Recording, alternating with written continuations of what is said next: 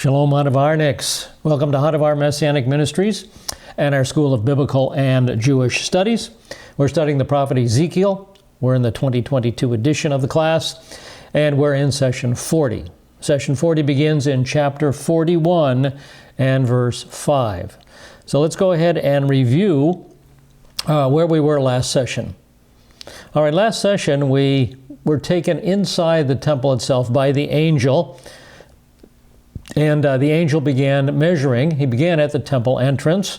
So he and Ezekiel entered the holy place through the 10-foot long hallway that led from the outside, from the nave, into the actual holy place.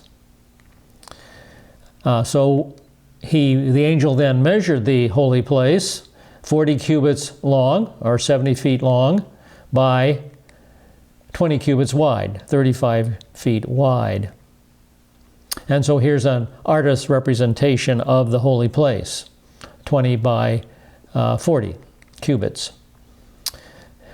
Then the angel went into the Holy of Holies. Now, Ezekiel couldn't go in there. Ezekiel was a priest, but he wasn't a high priest, so he couldn't go in there.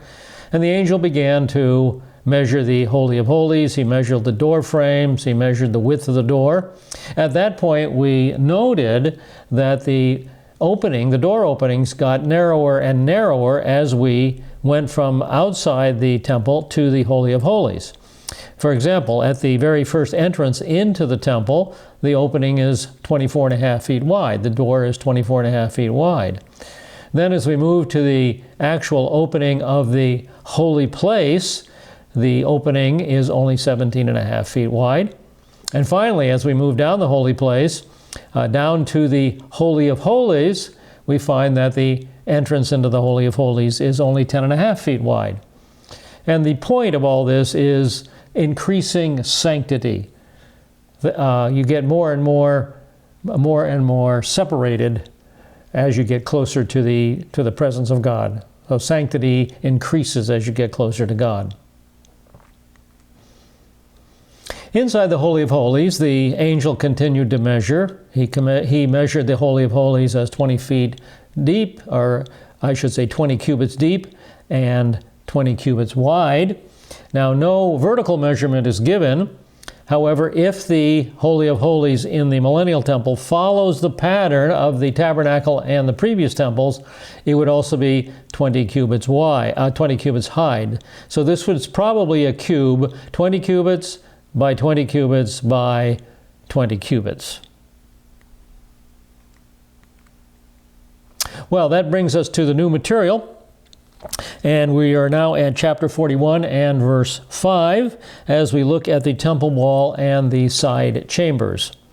So let's begin with our look at the wall. Then he measured the wall of the temple 6 cubits. Now this is the very top of the temple. We're looking down at it, so we've got to kind of remove the roof in order to see what's going on here. So don't worry, we won't damage anything. Oh, there we go. We pulled the roof off. And he measures the wall of the house, and it's 6 cubits or 10.5 feet wide. And that's 10.5 feet wide in the north and the west and the south. Now this 10.5 foot width would actually be at the base of the wall here. It would actually be at the base. We'll talk about that a little later, because the wall will actually get a little bit higher as it ascends. All right, now our attention is directed in the second part of verse 5 to the side chambers. And the width of the side chambers, 4 cubits, all around the house on every side. So here's our slide, and there's our side chambers. 4 cubits is the depth of the side chambers at the ground floor. And so here are the side chambers. They are attached to the temple on the north, the west, and the south side of the building in 3 stories. Now, we don't know the purpose for these side rooms. No purpose is given. Perhaps they'll be used as storage for tithe offerings, such as in Malachi 3:10. There God says, bring the whole tithe into the storehouse. The returnees from Babylon are encouraged to bring the tithe in obedience to the Mosaic law into the temple. Why? So there may be food in my house. So the priests and Levites will have sustenance. And test me now in this, says the Lord of hosts, if I will not open up for you the windows of heaven and pour out for you a blessing until it overflows. So that's a possibility as to what these side chambers will be used for. Storage of some sort, probably. In verse 6, the number of side chambers is discussed.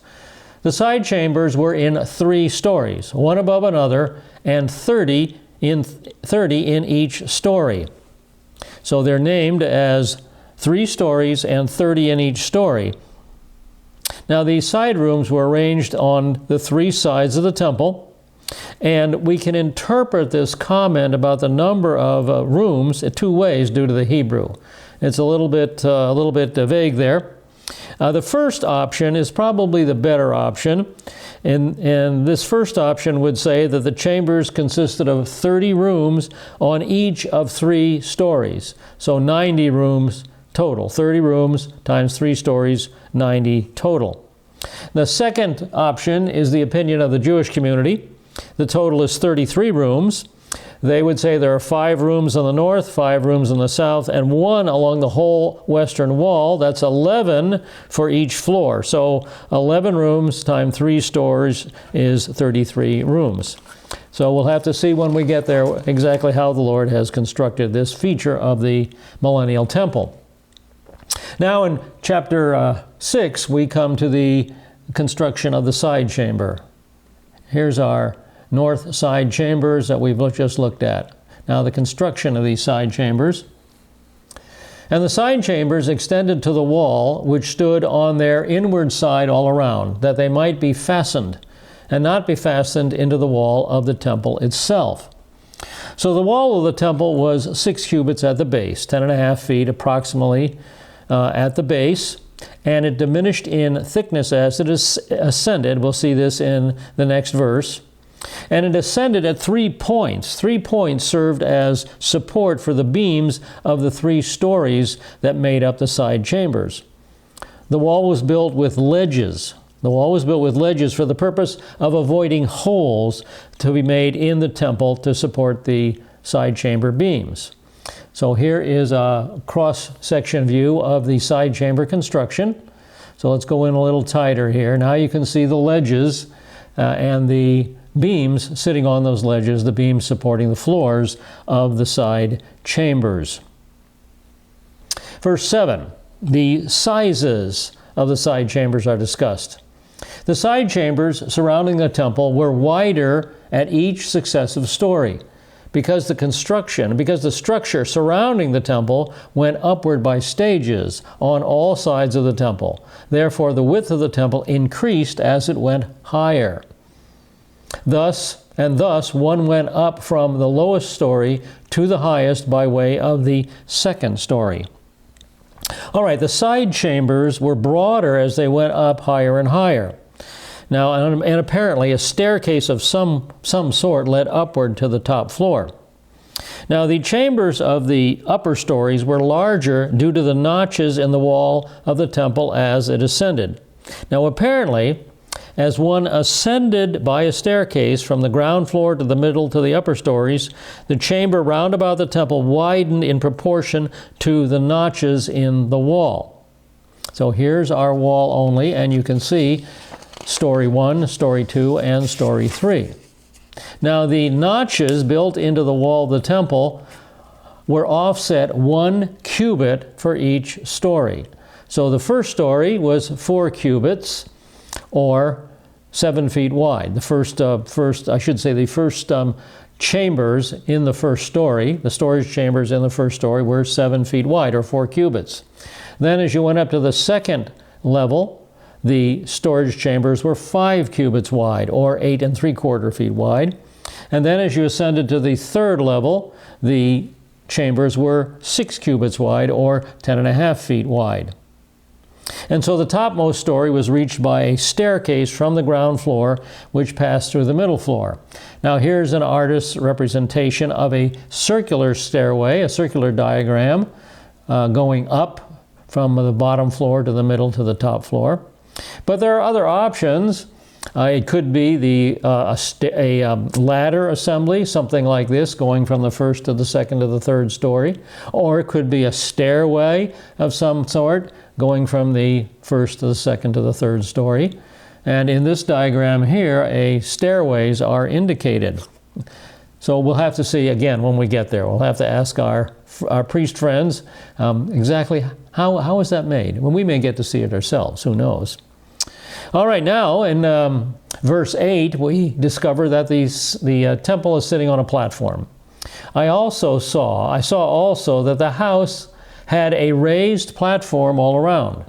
The foundations of the side chambers were a full rod of 6 long cubits in height. So the temple stood on a raised platform that was 6 cubits above the level of the inner court. That is 10.5 feet. So here you can see the high platform, the temple sitting upon it, and it's 10.5 feet high, 10.5 feet high. And of course, that means the temple could only be reached by going up steps, which we saw in chapter 40, verse 49. As we come to verse 9, we come to the walls of the side chambers.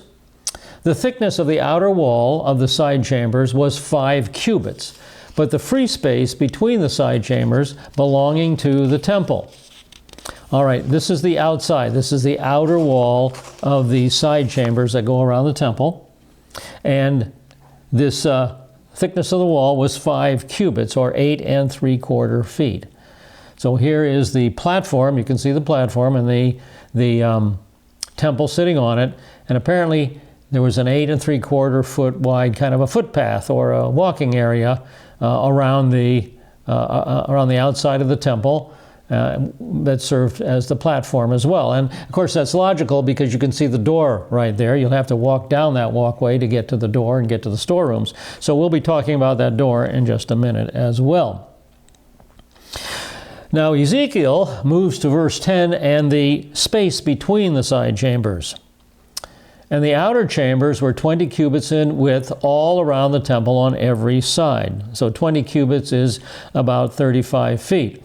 Now here is a picture of the temple. You can see it in the center there. And there are a number of outer chambers around the temple. And now we're in for a close-up. And you can see the distance from the temple to those outer chambers is 20 cubits on the north, 20 cubits on the south, and 20 cubits on the west. As we get to verse 11, we come to that door that I was telling you about. The doorways of the side chambers toward the free space consisted of one doorway toward the north and another doorway toward the south. And the width of the free space was 5 cubits all around. So the approach to these side chambers was by an entrance on the north and south walls. We got a look at that entrance just a few moments ago as we glanced at the platform. But the entrance to the side chamber, one on the north, and you can see it down there. There's the northern door, and then on the other side of the building, hidden by the building, is the other door on the south side. And he says 5 cubits around the doors. Apparently, the area around the doors that didn't have any windows or any architecture associated with them was a 5 cubit space around the doors themselves. And now our attention is directed to the western building in verses 12 through 14. We start in verse 12 with the measurements of the western building. The building that was in front of the separate area at the side toward the west was 70 cubits wide, and the wall of the building was 5 cubits thick all around, and its length was 90 cubits. All right, so here's a picture. We have the temple on our left. That's on the east side, and we can see the direction west on the other corner of your slide. And in between is this building. And this building has been measured. It's 70 cubits broad, or about 122.5 feet broad on the western building. And the wall, he notes, of this building was about 5 cubits thick, 8 3/4 feet thick. And then he measures the length of the building, and that's 90 cubits, or about 157.5 feet. Now, what's the purpose for this building toward the west? Well, nothing is stated. So we're not sure. We could make some suppositions here, perhaps also as a storage area. There were many different chambers associated with the different tabernacle and temple and all that, different chambers, especially in Solomon and Herod's chambers. And perhaps this is similar to the building in 2 Kings 23:11. In 2 Kings 23:11, we read about the chamber of Nathan Melech. There we read, he did away with the horses which the kings of Judah had given to the sun at the entrance of the house of the Lord, at the entrance to the temple by the chamber of Nathan Melech. So Nathan Melech's chamber was near the entrance to the to the temple. That's all we know. This is of course, the Solomonic temple. The official which was in the precincts, and he burned the chariots of the sun with fire. So we know that Nathan Melech was an official. He needed some kind of office space, apparently. Now, in Jeremiah 35:4, the same idea is brought forth. We learn there are more chambers in the Solomonic temple complex. And I brought them into the house of the Lord. There it is. They've entered the temple complex. Into the chamber of the sons of Hanan, the son of Igdaliah. So here we have a chamber. We don't know what it's used for, but the man who used it, the sons of Hanan, were the sons of Hanan were the son of Igdaliah, and Igdaliah was a man of God. He was a godly man, and he and his sons had some kind of a chamber there for their duties. And we learn that the chamber of the sons of Hanan, the son of Igdaliah, that chamber was near the chamber of the officials. We don't know exactly what the officials did, but they needed an office or working space, so they had a chamber. We learned that it was above the chamber of Maaseiah, the son of Shallum. So we know that there were at least two levels, at least a two-story office building there, somewhere on the Temple Mount. So this is the same kind of an idea.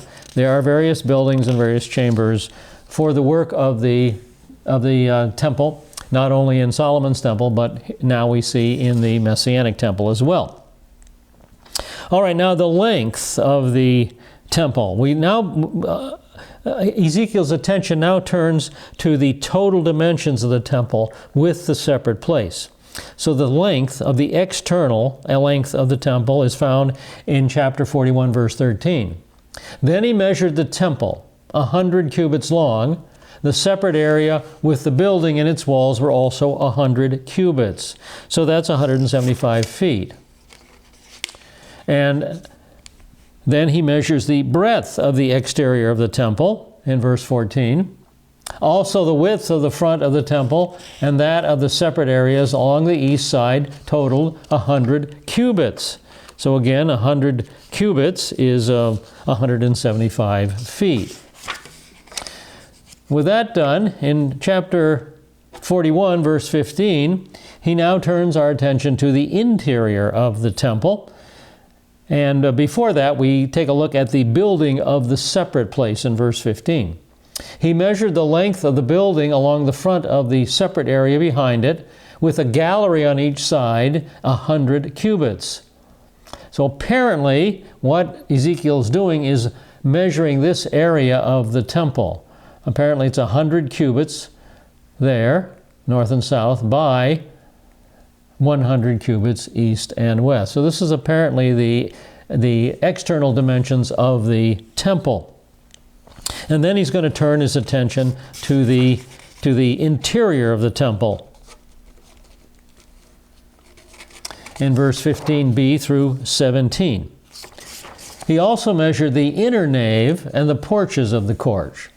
The thresholds, the latticed windows, and the galleries round about their 3 stories opposite the threshold were paneled with wood all around. And from the ground to the windows, but the windows were covered, over the entrance and to the inner house, and on the outside, and on all the wall, all around inside and outside by measurement. So the point of all this is that the interior of the temple was intricately and completely paneled with wood. Now this veneering of wood covered the walls from the ground, above the door, and all the walls of the Holy of Holies and of the temple itself. So the interior of the temple, all the rooms are entirely covered with this wood covering. Interestingly enough, no gold is mentioned, and that's very different from the previous tabernacle and temples. There's no gold there's no gold mentioned, just this wood covering. And here is an artist's rendition of the temple interior. Again, all covered with apparently very beautifully finished wood coverings. And we get to verse 18, we see the ornamentation of these inner walls, and we see that cherubs and palm trees make up the ornamentation. It was carved with cherubim and palm trees, and a palm tree was between cherub and cherub, or cherub and cherub. And so here we're back to the temple interior. Here is a palm tree rendered by an artist. And as we go to the other side of the room, there is a cherub that's been rendered by the artist. So it's alternating between palm trees and cherubs. As we move into verse 18b, we learn something very specific about each of the cherubs. And every cherub had two faces, a man's face toward the palm on the one side, and a young lion's face toward the palm tree on the other side. And they were carved on all the house all around.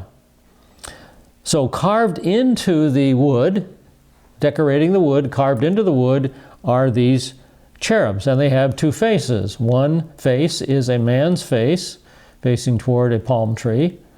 And on the other side, there's a lion's face facing toward a palm tree. And so this decoration is very, very reminiscent of Ezekiel chapter 1 and Ezekiel chapter 10, when Ezekiel viewed the divine chariot and the cherubim that were associated with the divine chariot. And here's what he saw, Ezekiel 1:10. As for the form of their faces, so he focuses on the faces of the cherubim, each had the face of a man, all four had the face of a lion, on the right the face of a bull, and on the left, and all four had the face of an eagle. So there's four faces to the cherubim. Of course, if you're building a kind of a two-dimensional decoration, you can only include two of those faces. Now let's go to chapter 10, verse 14. And each one, this is the cherubim again, had four faces. The first face was the face of a cherub. It was kind of bull-like.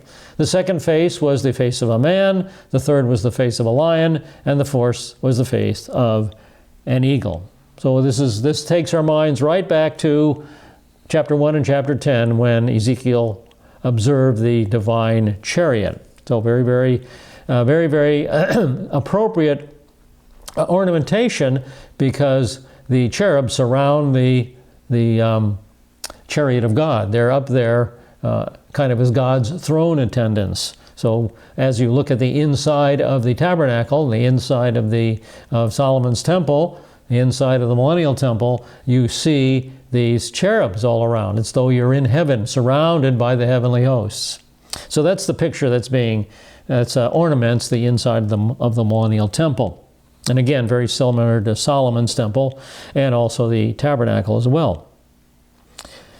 Well, moving on to verse 20, we get a glimpse at the extent of the ornamentation.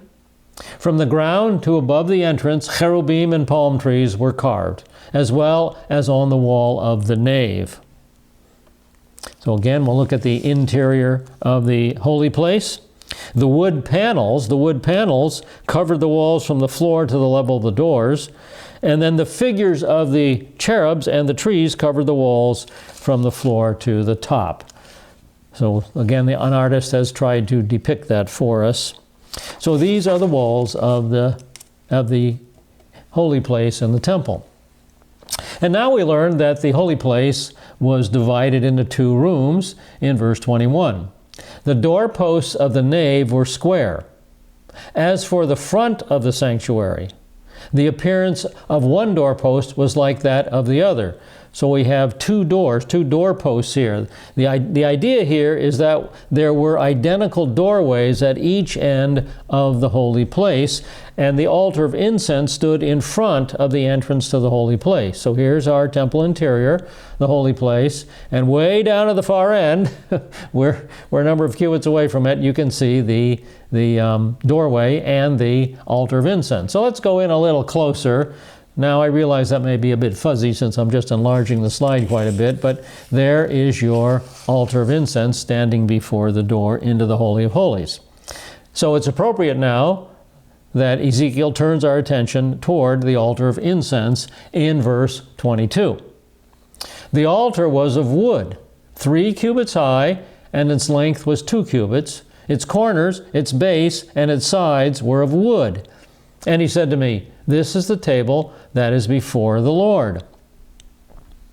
So here we go. Here's a close-up of in the temple interior of the altar of incense. So the height, it's made out of wood. It's made out of wood, and it's 3 cubits high. That's about 5¼ feet high, and it's about 2 cubits in length, about 3½ feet in length. And it's all made of wood. Again, no gold is mentioned, as with the tabernacle and the temples. And then he said to me, "This is the table that is before the Lord." That means that it's located in front of the Holy of Holies. So here's the floor plan of the Millennial Temple. It's located there, right in front of the Holy of Holies. And that's very similar to the position of the altar of incense in the tabernacle. Now, this is a drawing of the altar of incense in the tabernacle. This was made of wood, but it was also covered with gold. Well, that's not mentioned in the Millennial Temple. Now, this altar of incense then stood right before the screen, the veil that separated the holy place from the Holy of Holies in the tabernacle. So there's the tabernacle altar of incense. Now, in the Solomonic Temple, the rabbis also state that there was an altar of incense, but they place it toward the back. They don't place it right up against or close to the curtain, the veil that separated the holy from the Holy of Holies. But they did acknowledge that there is a golden altar of incense in the Solomonic Temple. So this is probably a better rendition of the Solomonic Temple. You've got the Holy of Holies on the left. You've got the holy place on the right. And there, at the foot of the stairs leading up into the Holy of Holies, we have the altar of incense. So that's probably more accurate. Now, there are 4 projecting corners, one on each 4 sides of the altar. Now, these are called the horns of the altar. And you can see on this drawing of the golden altar in the tabernacle, there's horn number 1. And there's horn number 2, there's number 3, and number 4. Now, horns were symbolic of an animal's strength. You know, the bull or the deer or whatever, or the ram, gain their strength and their defensive ability from their horns. And so horns on altars spoke of the strength of God. And of course here we see these horns would speak of the omnipotent power of God in response to prayer. God's power in response to prayer. Now the final sentence in the verse uses the word table rather than altar. Now as a result, some take the second statement to be a reference to the table of showbread rather than the altar of incense. But apparently it would be more keeping with the verse to keep it as, make it refer to the altar of incense. So you'll run into that in commentaries. I think keeping it consistent with the context would be a better way to go.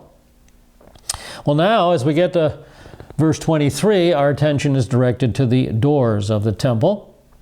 Verse 23, the nave and the sanctuary each had a double door. Now there are 2 positions that exist regarding the location of these doors. Number 1 is that the doors were the doors to the temple, the holy place, and the doors to the Holy of Holies. And there were 2 doors at each entrance. So we've got the doors to the holy place, entering right there, and doors to the sanctuary or the Holy of Holies located right there. So that's one position. 2 panel doors in 2 locations.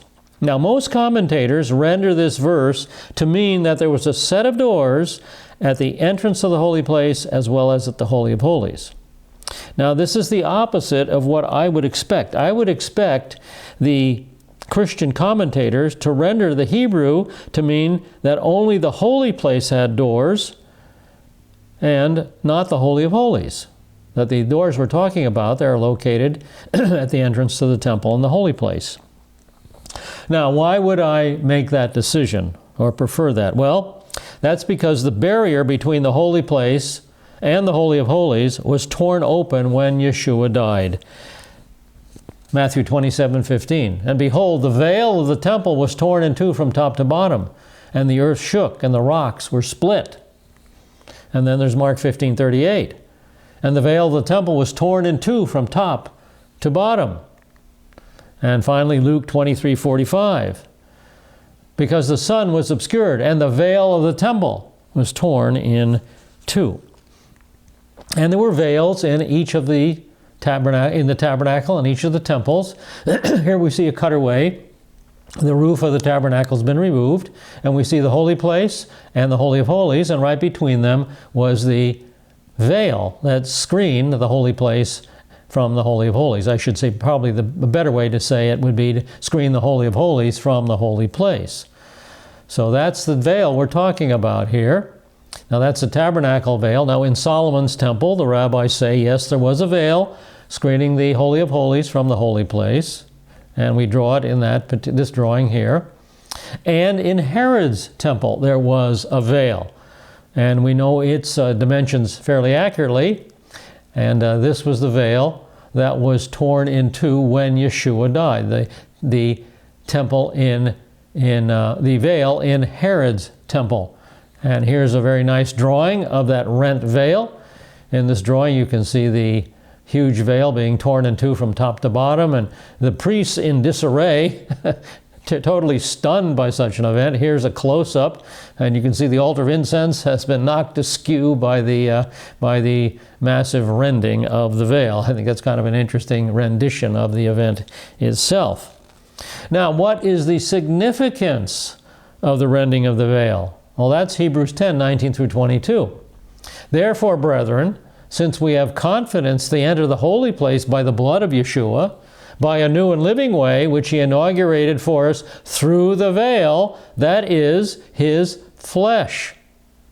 Now, Yeshua was an example of the Shekinah, the Shekinah glory, the visible manifestation of God. When God chooses to manifest his omnipresence in a particular location, say he wanted to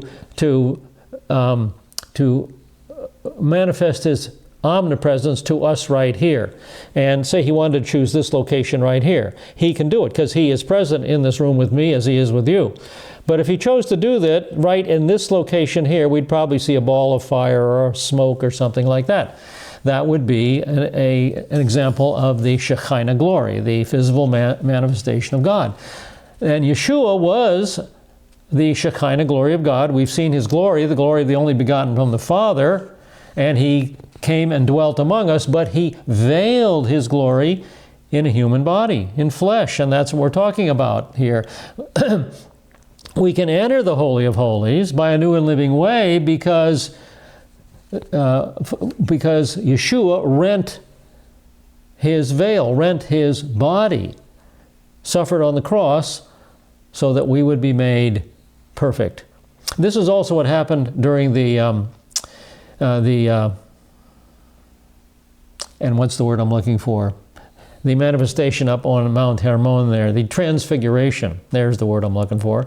During the transfiguration, God allowed the Shekinah glory that was Yeshua's true self to penetrate through the veil of his body and through the clothes. That's why his clothes became so shining white, whiter than any fuller can whiten them. Well, that was the Shekinah glory penetrating through the veil of his body. So his body portrayed the veil, the body that was destroyed on the cross, just as the veil was destroyed when Yeshua ripped it in two in the temple. Now remember, in the temple, only the Holy of Holies had a veil. So he's referring here to the Holy of Holies. Let's move on in Hebrews 10:19 through 22.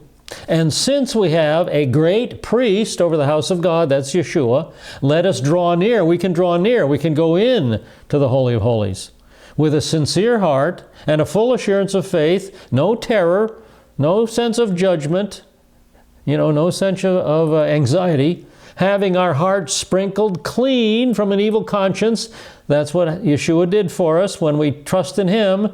Our position is clean from an evil conscience. All our sins are forgiven. Our bodies washed with pure water, another picture of being cleansed and forgiven.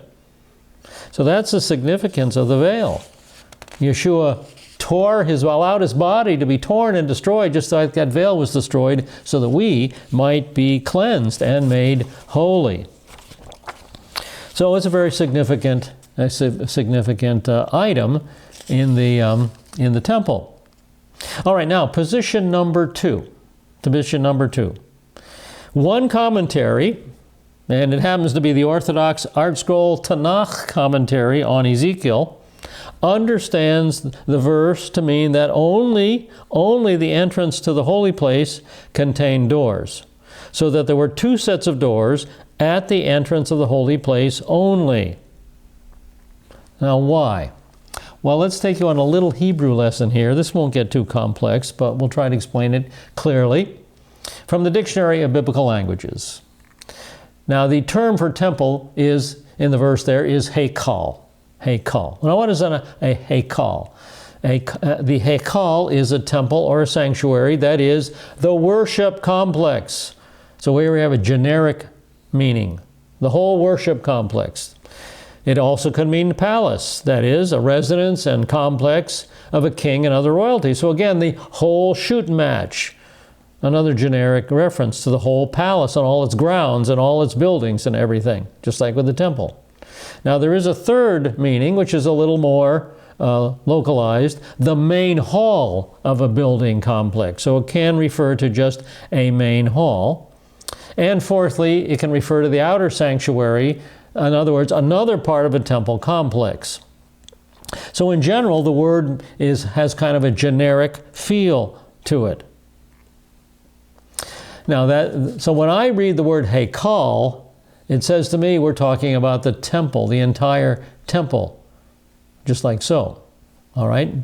Now when we talk about the holy place, the word used there was this one room, and the word used there is Kodesh.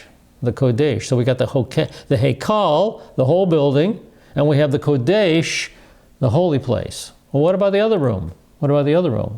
Well, if we go into the Holy of Holies, there's a different Hebrew terminology for the Holy of Holies, and that is the Kodesh HaKodashim. Well, that terminology is not used here. He's not talking about the Kodesh HaKodashim. He's not talking about the Holy of Holies. He's talking about the holy place. Verse 23 again. The nave, excuse me, and the sanctuary each had a double door. Here's the translation in the Jewish Publication Society. I think it makes it a little clearer. And the temple, the Hekal, the generic building, the temple, and the sanctuary, the special room, the Kodesh, the holy place, had two doors. The temple and the Kodesh had two doors. So remember, we're talking about the Hekal, the entire temple, and we're talking about the holy place here. Now, this would mean that there were two doors for the building. There would be the temple door. Those would be the door to allow you into the temple itself. And then the second set of doors would be the holy place door that would allow you into the holy place specifically. So I would expect that the Christian commentators to affirm that the way into the Holy of Holies was opened with the death of Messiah, so that there would be no door present at the entrance to the Holy of Holies. And I believe this is supported by the Hebrew. And ironically, it's an Orthodox Jewish commentary that supports the idea that the way into the Holy of Holies was open. And of course, that's because of the Hebrew. So my conclusion, I feel the best position to take in light of the Hebrew, in light of Matthew 27:51, Mark 15:38, Luke 23:45, and the book of Hebrews. I think the best position to take is that the Holy of Holies is open in the millennial temple. And the temple door, let's go down to here. Excuse me, I'm going too fast there. And where there are two doors, one to the holy place door, one to the temple door, and a 10-foot hallway in between. So that's the position I feel is best. You don't have to agree with it. I agree, in a minority position. I recognize that. Well, now let's move to verse 24 and the construction of the doors. Each of the doors had two leaves, two swinging leaves. Two leaves for one door and two leaves for the other door. All right, so again, here is the doors according to Midot 4:1. So we have the temple doors, and they would open this way, and they would open back against the hallway there. They would be opened against the hallway. Or I guess they could go the other way too and be open against the outside. They could come outward. And then we have the holy place doors, and they would open inward again, and they would open up against the walls of the holy place. Now, Rabbi Yehuda has a little bit, and there's that 10-foot hallway in between. And then Rabbi Yehuda has a little different idea in the Talmud. You see the temple door is made up of two leaves on one side and two leaves on the other with a hinge in the middle, and they fold back against each other. So we have the holy place door, they're the same construction. The two doors folding, each quarter folding back against itself to open the doors. So that's another approach to the doors of the holy place. Now these doors were decorated, verse 25. Also there were carved on them, on the doors of the nave, cherubim and palm trees like those carved on the walls. So we have this cherubim, cherub, and palm tree decoration. And again, this is like Solomon's temple. This is a model of Solomon's temple with cherubs and palm trees on the door. Now, as we get to verses 25 and 26, 25b and 26, we come to the threshold, the porch, and the side chamber. So we start in the second part of verse 25. And there was a threshold of wood on the front of the porch outside. So apparently there was some kind of a canopied porch to the front of the temple, a threshold with a beam that supported and held the walls of the temple and the porch all together. So here is the Solomonic temple. It's thought to be similar to the Solomonic temple. This would be the canopied porch. Something similar to this is thought to be the idea here, the canopied porch. And then the decorations in verse 26. And there were latticed windows and palm trees on one side and on the other on the sides of the porch. So this is the decorations, the ornamentation on the porch entrance. And the last part of verse 26, thus were the side chambers of the house and the thresholds. So this is the conclusion to the measuring of the temple. Now this brings us to chapter 42, and we begin to measure outside of the temple. We start with the northern chambers, and in order to measure the northern chambers, Ezekiel has to go out to them. Verse 1, Then he brought me out into the outer court, the way toward the north. And he brought me to the chamber which was opposite the separate area and opposite the building toward the north. So from the porch, and Ezekiel is standing here near the porch, and he's been measuring the temple for us. So from the porch, Ezekiel is brought to the outer court through the north inner court gate. So Ezekiel is now taken out through this gate to the outer court, and then he's taken to the west down to the buildings in this area down here. So he's taken to a block of chambers located in this area, apparently. And these chambers are apparently for the accommodations for the ministering priests in the temple. Now he first of all notes the location of the door. Along the length, which was 100 cubits, was the north door. The width was 50 cubits. So each side consisted of two building complexes, 100 by 50 cubits. We'll read more about these buildings in verses 13 and 14. Then his eyes focus on the galleries in verse 3. Opposite the 20 cubits which belonged to the inner court, and opposite the pavement which belonged to the outer court, was a gallery corresponding to gallery in 3 stories. Now, I'm not going to try to present a definitive position here, because the diagrams of commentaries vary quite a bit. I mean, they're similar. They're all similar because we're looking at similar material, but how we interpret that material is a little bit different. So here is the ESV Study Bible, and this is the diagram that we will use. And so he's measuring these chambers here. Now the Logos Bible software map set has the chambers located like this. And the Art Scroll Tanakh series on Ezekiel puts the chambers and the whole temple in this location, this kind of a design. And then the Expositor's Bible commentary has the chambers like this. So again, the chambers are similar but different. So I'm not going to be very definitive about them. Now we come into verse 4 and we look at a walkway or a passageway.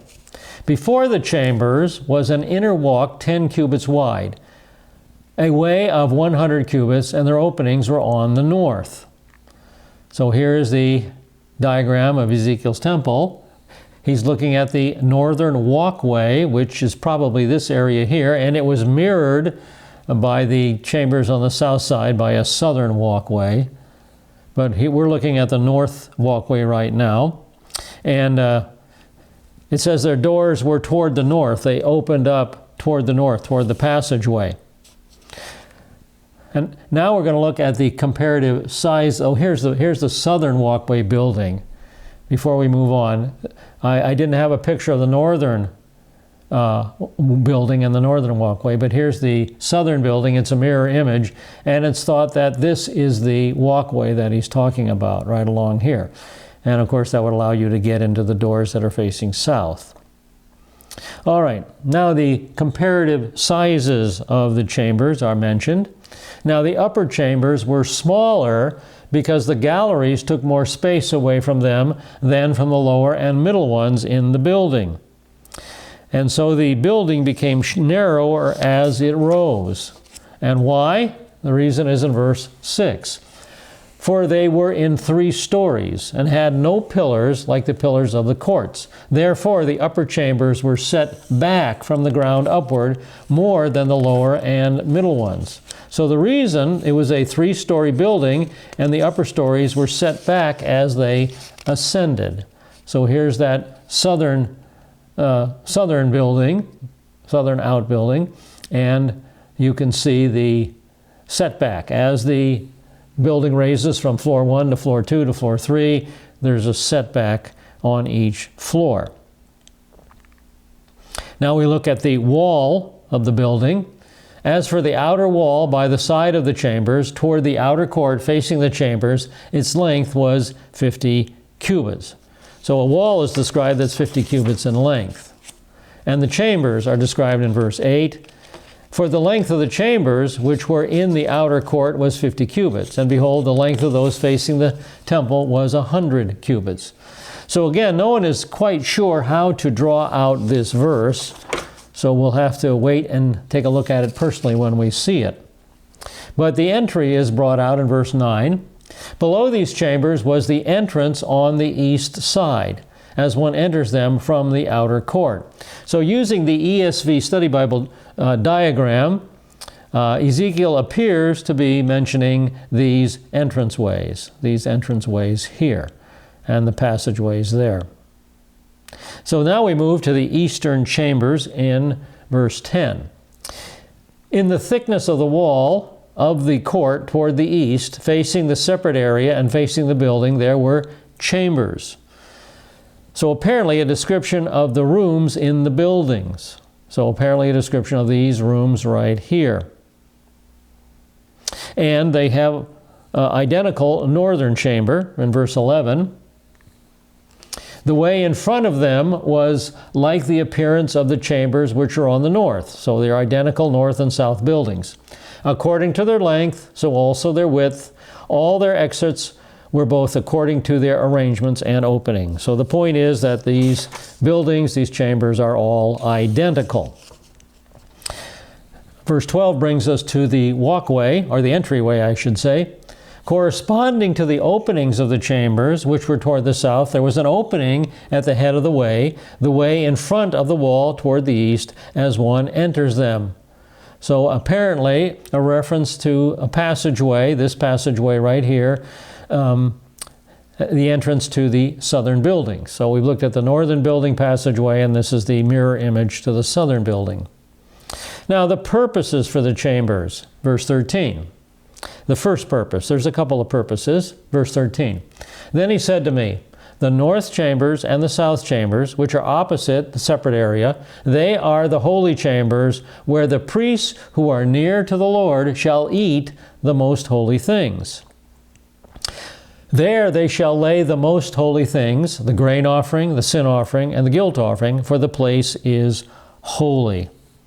So the angel speaks to explain the purpose of the chambers, and there'll be two reasons why they exist. First, he describes them. They're holy chambers. They're set aside for sacred use, for special use. And then the purposes. This is where the priests who are near to the Lord will eat the most holy things.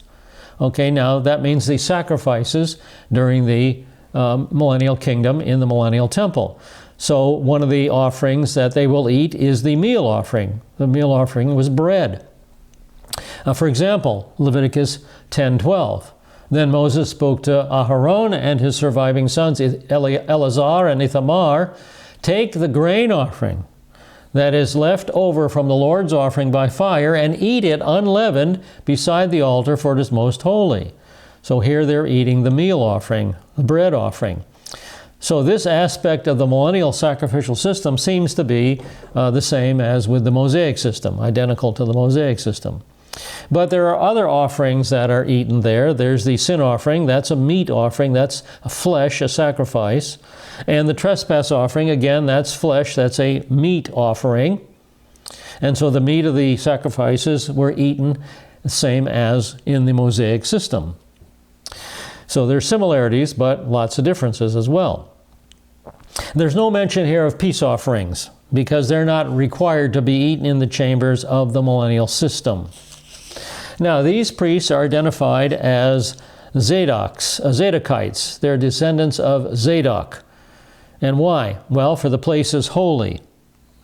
And so the first purpose is for the priests to eat their most holy things there. They'll eat the sacrifices in these chambers. So these were the Zadokites' dining rooms. And it was the Zadokites that would attend the altar, the family of Zadok, that would attend the altar only. So this was their dining rooms.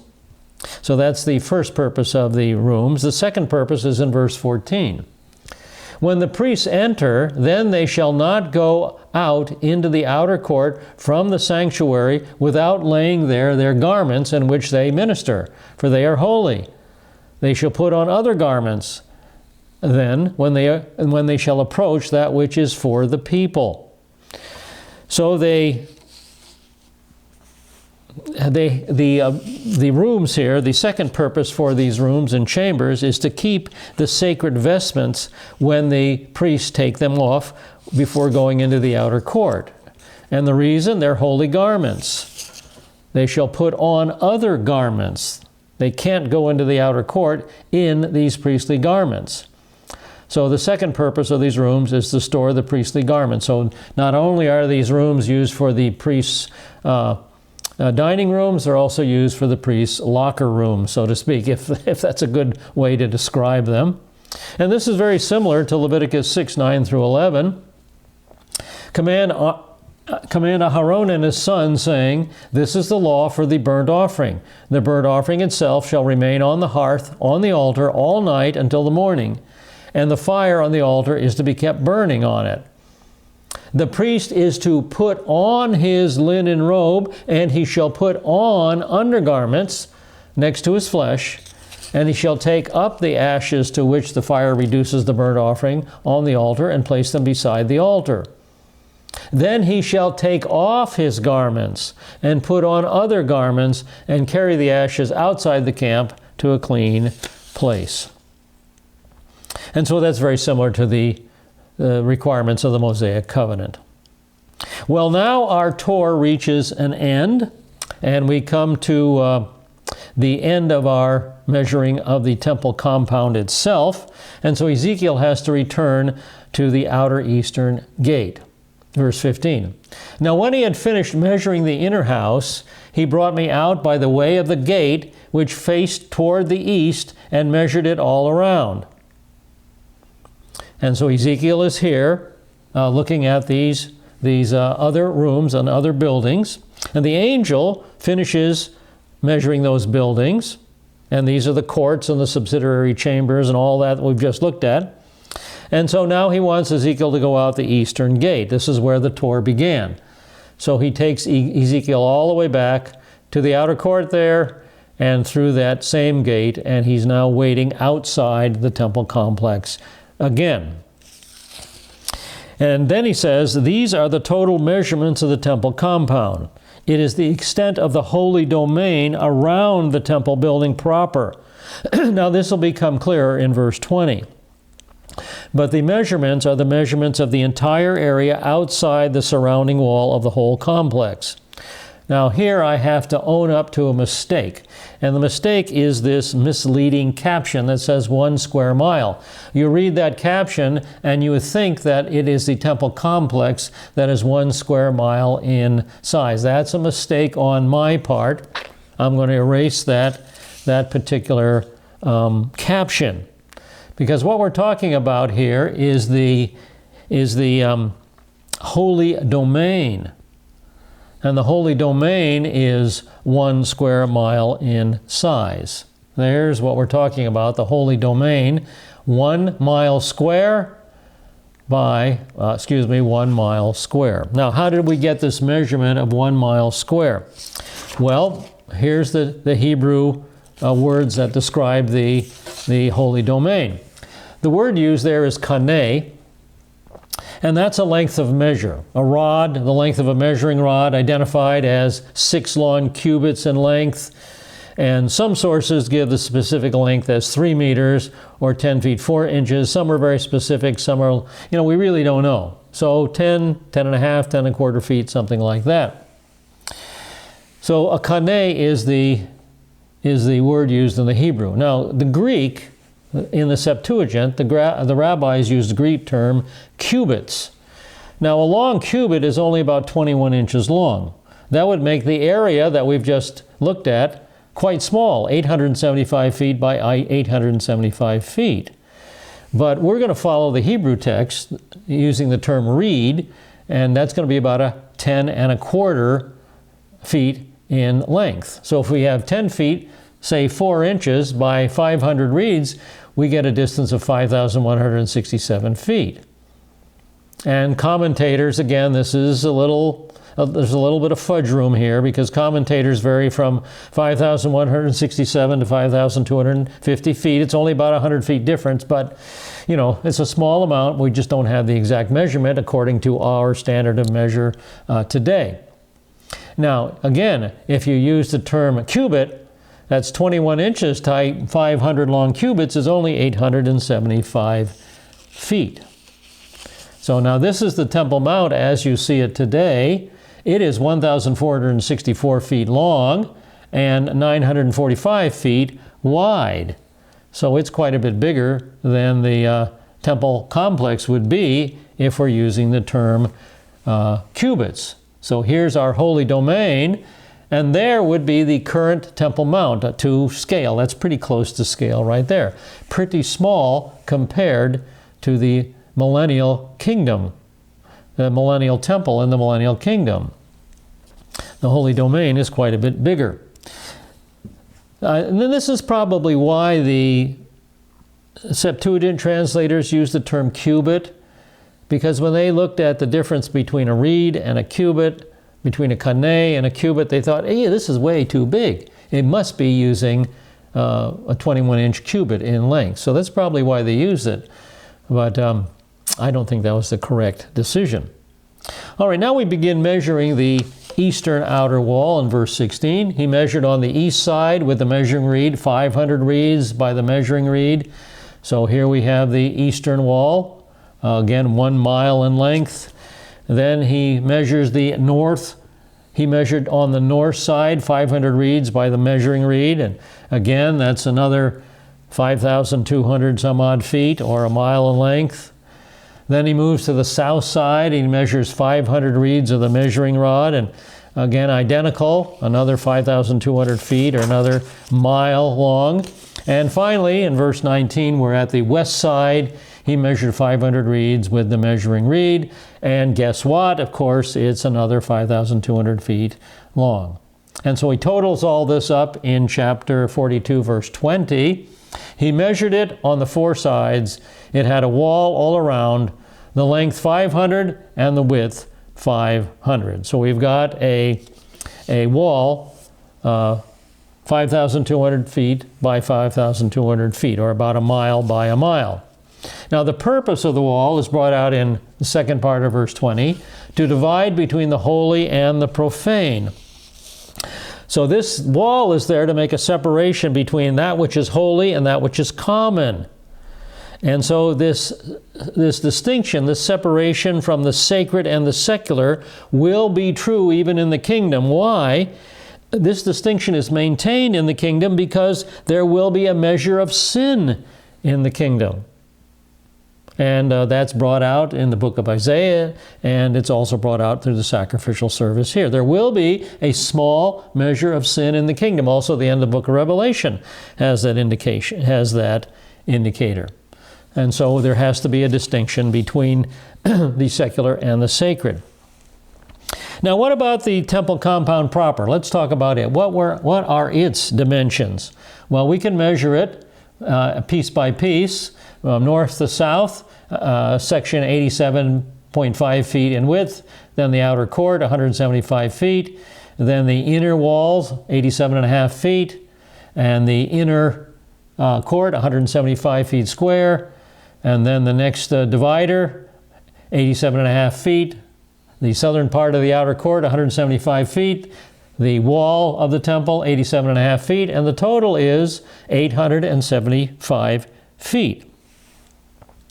And these dimensions are all in cubits, not in reeds. So it all makes sense. Now, here is Solomon's temple platform. It was a platform 500 cubits by 500 cubits, 875 feet. So the temple, the millennial temple, would fill that entire area. And then the rest of the precincts would extend beyond it for about a mile. And remember Solomon's platform? He originally built a 500 cubit square platform, and he put the temple on it. Well, the temple precincts in the millennial kingdom would cover that entire platform. So it's much more reasonable to provide the measurements that I've provided for you in this lesson. All right, well, that brings us to the end of chapter 42. And I'm a little over. I'm taking a little bit extra of your time. I'm a little over, and so we'll pick it up next session with chapter 43, and it's a great session. I don't want you to miss it. It's the return of the Shekinah, the return of the Shekinah glory back to the Holy of Holies, and this time in the millennial temple. Remember, the Shekinah left with the Babylonian destruction. The Shekinah glory left the temple, went over to the Mount of Olives, and then went into the spiritual realm, went up to heaven. Well, now the Shekinah glory is going to return for the millennial kingdom. It's an exciting chapter. Hope you'll be there. See you next session then. We'll see you next session. Lehitraot. We'll see you later. Lehitraot.